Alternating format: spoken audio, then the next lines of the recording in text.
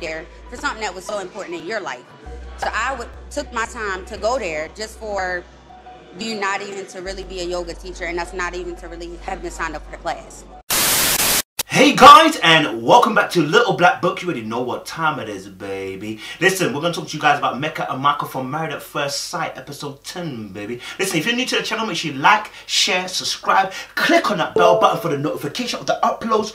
Woo! And make sure, listen, if you're a returnee to the channel, then you already know mineral gang, mineral gang. You ain't got the minerals, you ain't got the minerals. I just spat there, I ain't gonna lie to you. Anyway, let's get into the video. I don't want to waste much time. Well, guys, it is done and conclusive.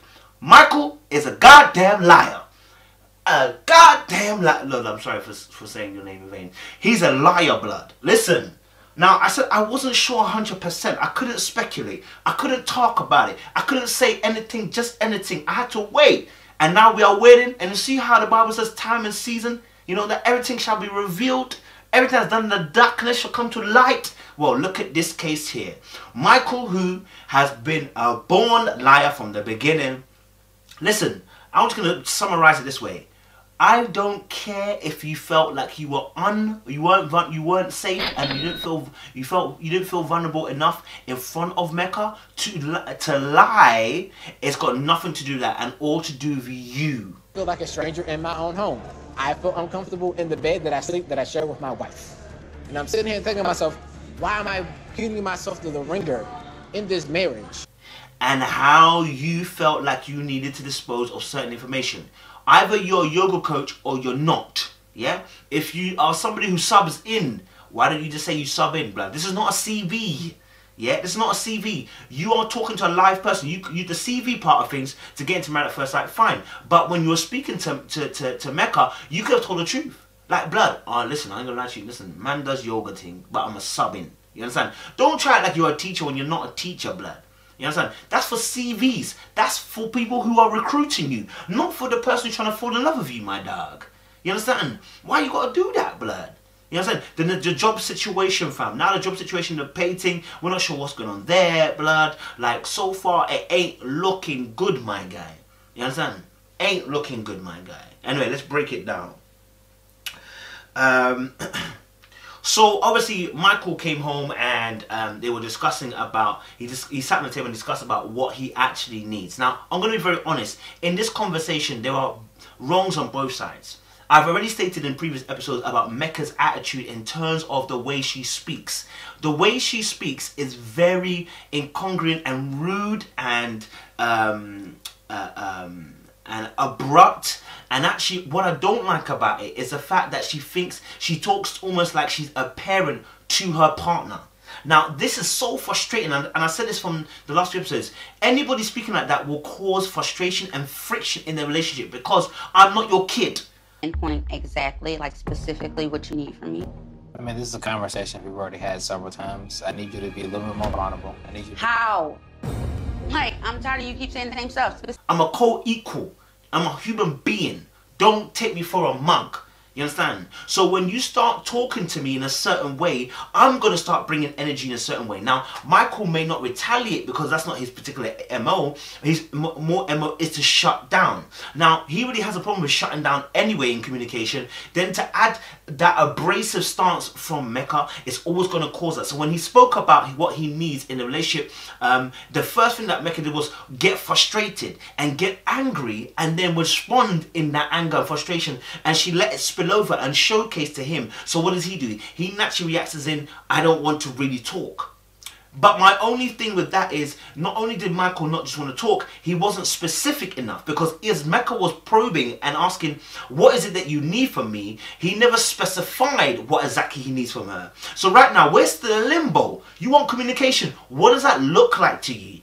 You want communication. What does that look like to you? I want you to listen more. Do you understand? I want you to take your time. I want you to be able to listen, articulate yourself in a way that doesn't come abrasive. This is what he does later on. But he's already walked out by then.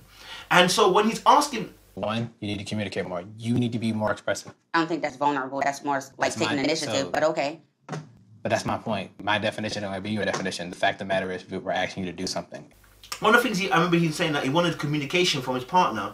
Bruv, communication is spoken of before you leave the house. By saying this, I'm going to be out for about 10-15 minutes. I need to cool down, come back and we'll talk. But he didn't do that. And Meka highlighted that. You're talking about communication and you're not doing the simple things. So when you're saying that you want this from me, I can't do this because you're not specific enough. And so therefore, I'm unable to change my behaviors, which she alluded to, you know, while she was eating a nice little ice cream. Now, again, as I do sympathize with him though, because when you are someone like himself, who's, like he said, he's been in an orphanage, you know, he's been an orphan, and you know, he finds it hard to trust, etc., etc. And someone comes at you in that way, it becomes very difficult to want to be able to express yourself without either getting angry and fighting back, or just becoming, like I said, very quiet and immutable, like he does become sometimes. And I think he gets himself to a point where he realizes, I just can't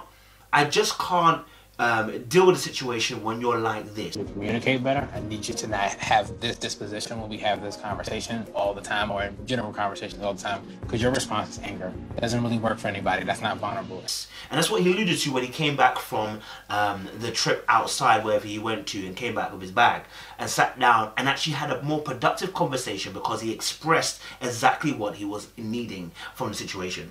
And when I say obviously about the aggressive tone that Meka can take, and one section where she was like, how is it? What do you mean? What do you mean you want sort of communication? How do you want it to be? How? And it's like, blood, as you're shouting at me, I'm unable to think. I'm able to get my thoughts together. I'm incoherent at the moment because there's too much energy coming for me, blood. I need you to calm the frick down, cuz. But I stated this would happen from the very jump, because of the fact there's a lack of father figures in both their homes. They are both trying to figure out how this father figure, sorry, not this figure, they're both trying to figure out how to operate within this relationship and how that makes their dream work.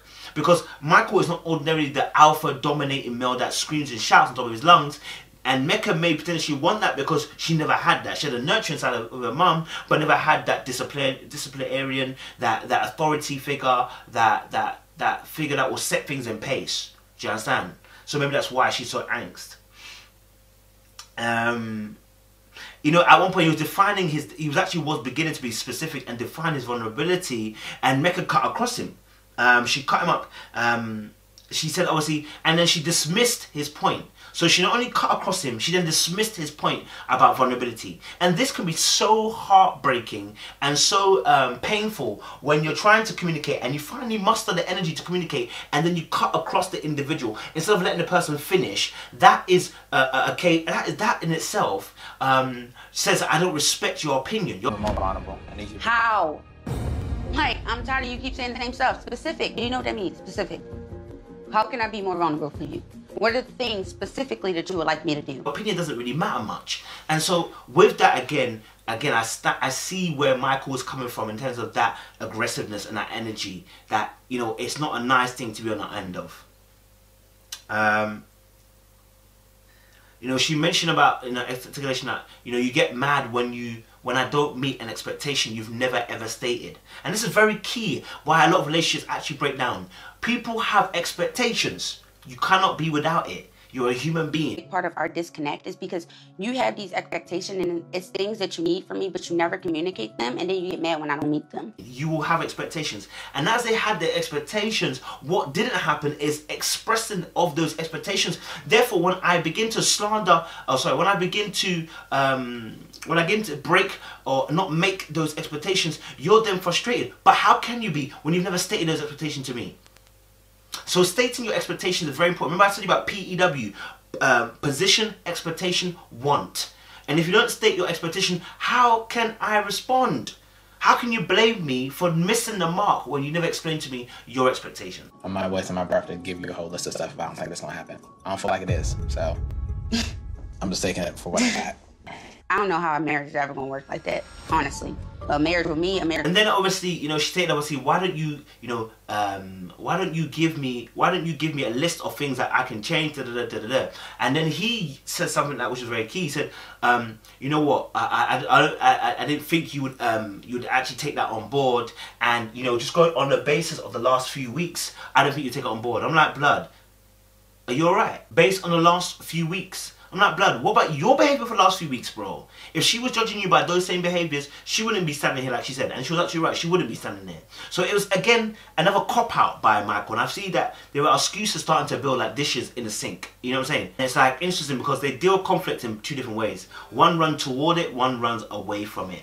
Now, is there any particular right? No, because both need communication. I can run towards it, but if I have an inability to be able to express my feelings, my expectations, my wants, my desires, then I'm no good coming on the attack. I'm also no good running away if I'm also not going to able to explain my situation as to why I do run away, or why I bury my head in the sand, or why I need to be able to have some time and space to myself. I'm unable to explain that, then there's always going to be a problem between myself and a partner, because there is no expressed reasoning as to why my actions are happening.